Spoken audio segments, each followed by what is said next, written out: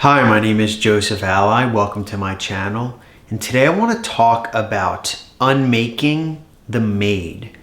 So what does that even mean? Unmaking the made. Unmaking the made as it relates to manifesting is how to stop creating things, how to remove things that have accidentally been manifested.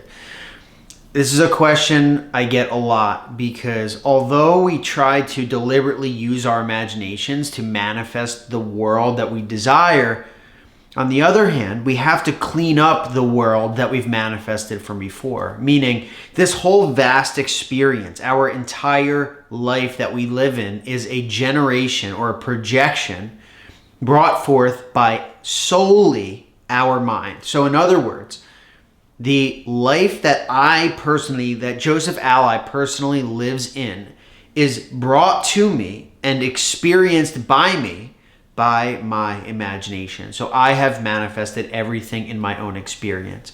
And so when it comes to things that I dislike, or if I manifest something inadvertently, or even the life that I have made now, if there's large parts of it that are in existence, and I created them before I ever knew that I was manifesting them, and I know that's a mouthful, then there are specific actions that I can take. And there are facets of manifestation that I can use to safely remove these aspects from my life. And so if you personally are experiencing a life or pieces of your life that you don't want to experience, if you've manifested something by accident, if you feel like there are parts of your life that you wish were different, but you don't know how to either stop creating them or how to manifest them away, then this is for you. So let's just jump right into it then.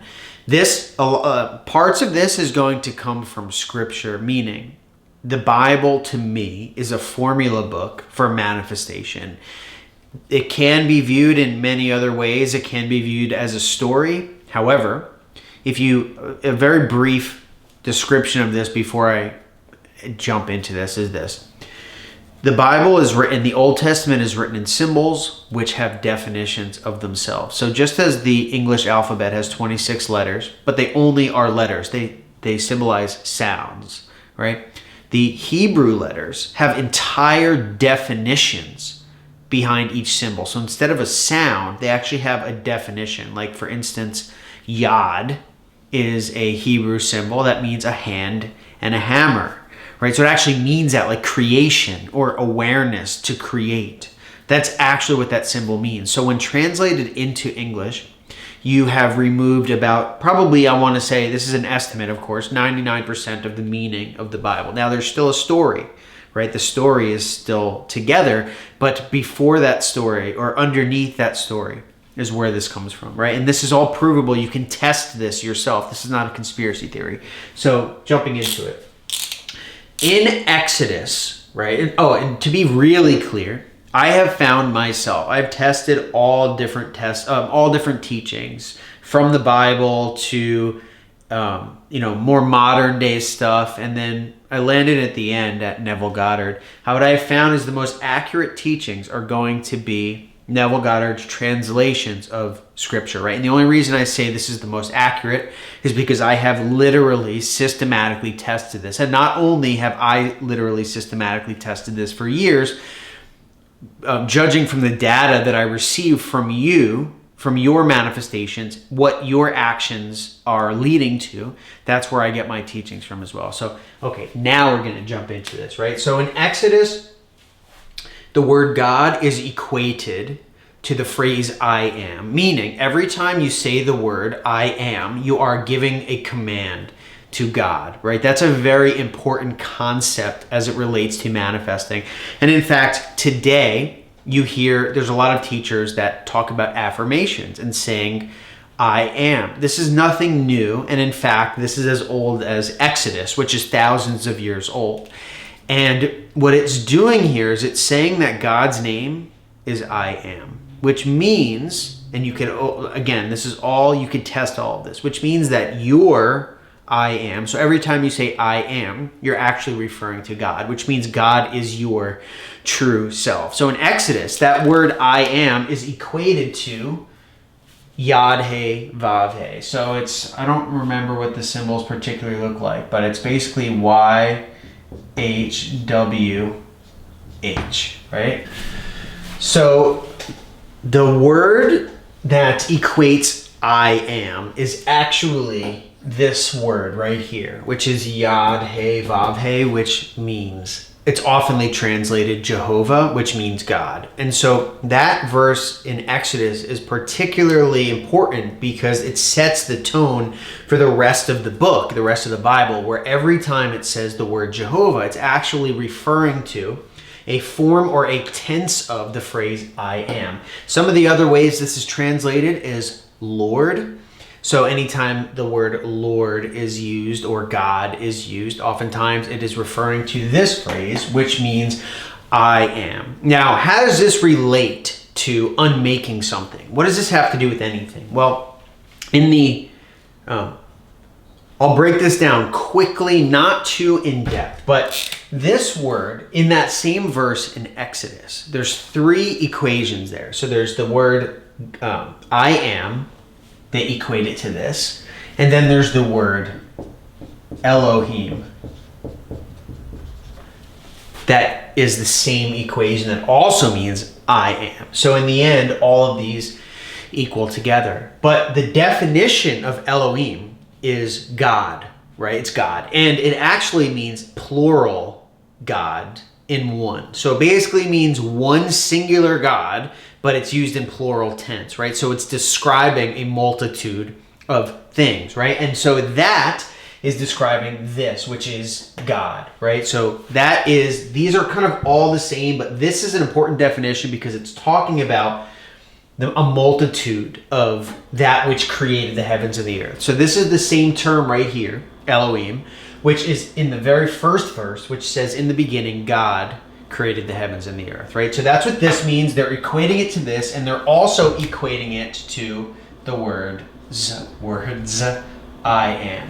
Okay, so the interesting thing is that what it means is awareness, being aware of something, and then this is a nail, right? It's a nail, which basically converts what we are aware of into time space. Now, suffice it to say that there's probably I could probably describe this a little bit better, but the term, so this is a hand in the symbolic version, this is a hand and a hammer. It's referring to God, right? It's referring to God in all of creation. This is a window, right? They convert it to an H, but it's a window, and this window symbolizes all of awareness, infinite awareness. This is a nail, which symbolizes the attachment from the spiritual realm when it goes into the next realm, which is a window again, which means manifesting it into time space. And so the equation of I am is being aware of something in particular, and then that manifesting into time space, which is kind of what we see here, but with slight differences. Now, this last window means that all possibilities exist, right? So this is all possibilities and manifested into all possibilities. But in the New Testament, the word Jesus, right? In the Old Testament, it's the word Jeshua, or as it's translated, Joshua, is Yod He Vav Shin Ayin. Now, I know this is a lot. You can replay this video, and if I've missed anything, you can comment below, but I'm trying to make this as clear as I can. This is a very important step, right? So there's a verse, and I've described this before, but the verse says, and it's David saying that you are God's sons of the Most High, right? So he's saying you are God's sons of the Most High, and he's talking to us all, right? So basically he's telling us that we are each a singular version of that God, right? So that's the Old Testament. The New Testament is the fulfillment of the Old Testament, which means the Old Testament was all prophecy, and the New Testament is the fulfillment of that prophecy. So there's a verse in the New Testament where I think it's Simon Peter says to Jesus, he says, you are the Son of God, or you are the Son of the Most High God, and he's talking to Jesus. And so again, those two verses are equating each other, and he's referring to this. Now this S and an A. So to summarize it, and I know this is a lot. I know it's a lot. Trust me. And I know it's a lot to take in. I know it's a lot to ignore the old story and to look at this all as a formula of how to manifest. But in the end, this SA is making this a singular. So Jesus is the singular version of the plural God. Meaning, anytime this word, Jesus, this is how it's translated, is used, it's actually referring to our personal form of I am, right? So whereas this version of I am is talking about the God that exists all in mankind, this is the God that exists within the singular human being, which means this Jesus is talking about my creative power. And so when you read the New Testament, you should be looking at it as if it's talking about anytime those red letters come up, right, as in Scripture, the red words, that should be you looking at it saying, that's referring to me. My innermost self is talking. The reason that is so important is because of these letters here, right? So this S and this A is equal to a tooth or an eye, right? And this tooth is also a fire, right? So again, now we have a formula here. This formula is the formula of creation. You're aware of something. You're aware of something that manifests into time space, right? But now we're talking about this formula. And how does this have to do again with stopping creating or removing something that we've created? Well, here it's the same first three letters in the base, right? Aware, being aware of something, and then it manifests into time space. But how does this H, this window, equal a tooth in the eye? Well, the tooth in the eye is talking about consuming. And the tooth in the fire, which is the shin, is talking about destroying or consuming with fire. And this eye is talking about being made visible. So in the formula, all it's saying is whatever you focus on is going to manifest. Whatever you stop thinking about is going to be consumed in that fire. And that is the process of creation. That is the process of manifesting. And you can test this formula. It becomes true every single time. The point is whatever we fixate on, if I keep thinking about something, if I keep allowing something into my consciousness, then I will continue to manifest it. Whereas if I completely ignore something but switch my awareness to something else, something contrary, and that's the key here, then you will remove that thing which has been manifested, right? So the story that I can tell in my own experience is one that happened when I was at my previous job. For a while, everything was fine. And then things started kind of going downhill when I started kind of imagining myself working for myself, right? So my imaginal scene was, and I've spoken about this many times, but is on vacation, kind of looking outside, having a laptop on my lap and being grateful for, and saying this out loud, expressing this to someone next to me, how I was grateful that it was Tuesday and I was already done working, right?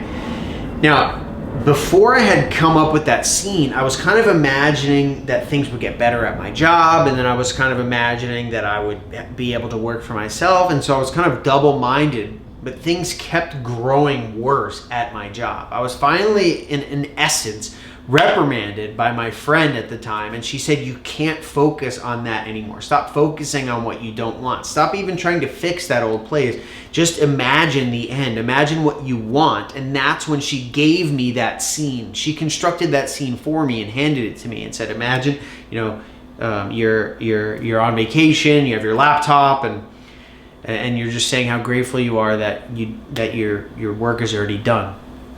So until I did that, right? And then, but she also said, you have to stop now at imagining fixing your old job because you don't want it anymore. You want to be free. And so that's exactly what I did. And as soon as I stopped trying to fix that old job, it crumbled to pieces so fast. And this, what I'm doing now, manifested in perfection. And the way that happened was a perfect bridge of incidents. Essentially, someone reached out to, actually someone in my Facebook group sent one of my blog posts to someone And this was all without me knowing. And then that person reached out to me, and this is Lila from Nevolution, and asked if she could read my blog post via her channel. I said yes, but I didn't want to make a YouTube channel for myself. Like, I deliberately did not want to do that. Nevertheless, she said, look out for Joseph Alai's possible upcoming YouTube channel. I don't even think she said possible, though. In the end, it was enough in a perfect way to have pressured me to create my own channel. And then within 2 weeks or so, I was able to kind of quit my job or take a leave of absence, and this all developed, and now here I am. And so when I removed what I didn't want from my consciousness, when I allowed this tooth and fire to take place while I was focusing on the prize, that consumed, it crumbled to pieces. And this I've seen happen time and time again in my life. And so with this explanation that is elongated, suffice it to say I can break it down into this summary. In Scripture, if you look at the secret formula to Scripture, right, and again, I thought this was conspiracy theory, which is the only reason I preface it with this is not conspiracy theory, because I've already debunked it being conspiracy theory. You can test this theory yourself. This word, Jesus, is talking about, and only in the, right, I'm not trying to tell you, if you have beliefs that are not this, I'm just saying those beliefs are still good to go, but try to look at this as well. The word Jesus is describing your innermost self. So every time he's speaking, he's actually talking about the Spirit of God within man, right? As it says multiple times throughout Scripture. This is the formula of creation for man. We become aware of something, meaning we imagine something, and then it manifests in this world. This, if you have followed along, and if you've followed my channel, you have already proven to be true. There's no way that you haven't. But what I don't say enough is this formula. And if you want to stop creating what you don't want, you literally must stop allowing it into your consciousness, which means the addictive nature that we have towards pain sometimes. We have to convince ourselves or imagine ourselves to stop hurting ourselves by bringing things into our awareness. You can watch the things that bother you when you can even test this at a very small level, which is when you're in a bad mood.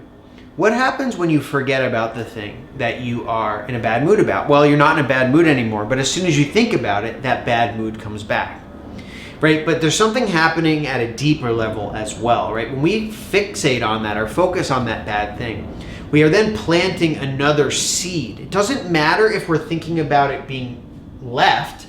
An example of this would be a third party. Thinking about that third party leaving, you're still bringing that third party into your consciousness, which means it will manifest, it must replicate itself, you must experience it again.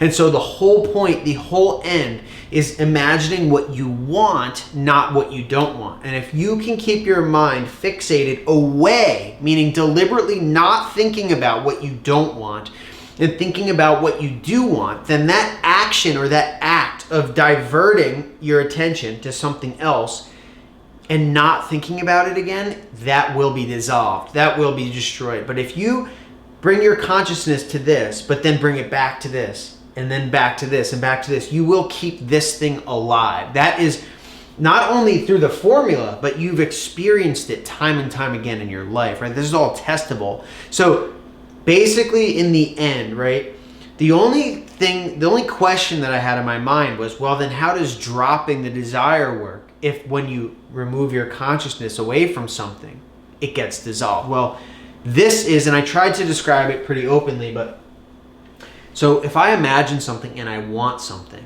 right, and let's just say it's a stack of cash. If I remove my consciousness from it after, as long as I don't start thinking in a negative mindset continuously, then this will still grow. So if I imagine this $1 million or something, this stack of cash, and then just think about something completely different, that seed has been planted in my mind and it hasn't been uprooted by anything else. Which means, and you can always, again, test this, please. Do never take my word for anything, right? Put this to the test, please. I would much rather you prove this to yourself than you just listening to me. It's worthless. So just if you can. Sometimes you have to manifest yourself out of thinking negatively, which means you can imagine yourself having a conversation with someone, how grateful you are that your mind is so filled with positive things or what have you. So anyway, I hope this was helpful in kind of describing. I know it was a little bit in depth. I would suggest, because of how important this is and how important this was for my power, to watch this again and kind of get this and ask questions if you have it. But anyway, definitely, if you want more broken down systematic methods on how to manifest what you want in a predictable way, just hit the like button and subscribe more than anything. Forget the like button and the bell icon for more, and stay tuned for more. Thank you so much.